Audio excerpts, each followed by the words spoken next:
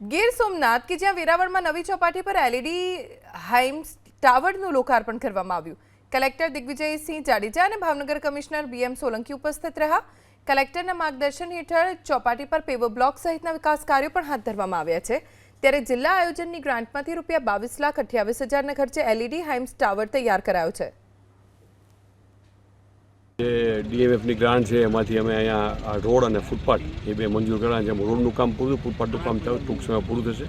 બીજું આયોજનની ગ્રાન્ટમાંથી 6 હાઈમાસ્ટ આપણે મંજૂર કર્યા હતા, એમાંથી આજે 4 હાઈમાસ્ટ ટાવર છે એનું આપણે આજે લોકાર્પણ કર્યું। 22.28 લાખની એની કિંમત થવા જાય છે।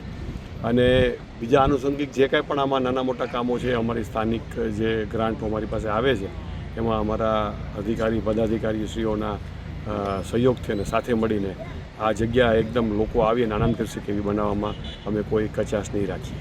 ગીર સોમનાથ કે જ્યાં વેરાવળમાં નવી ચોપાટી પર એલઈડી હાઇમ્સ ટાવરનું લોકાર્પણ કરવામાં આવ્યું। કલેક્ટર દિગ્વિજયસિંહ જાડેજા અને ભાવનગર કમિશનર બીએમ સોલંકી ઉપસ્થિત રહ્યા। કલેક્ટરના માર્ગદર્શન હેઠળ ચોપાટી પર પેવર બ્લોક સહિતના વિકાસ કાર્યો પણ હાથ ધરવામાં આવ્યા છે। ત્યારે જિલ્લા આયોજનની ગ્રાન્ટમાંથી ₹22,28,000ના ખર્ચે એલઈડી હાઇમ્સ ટાવર તૈયાર કરાયો છે।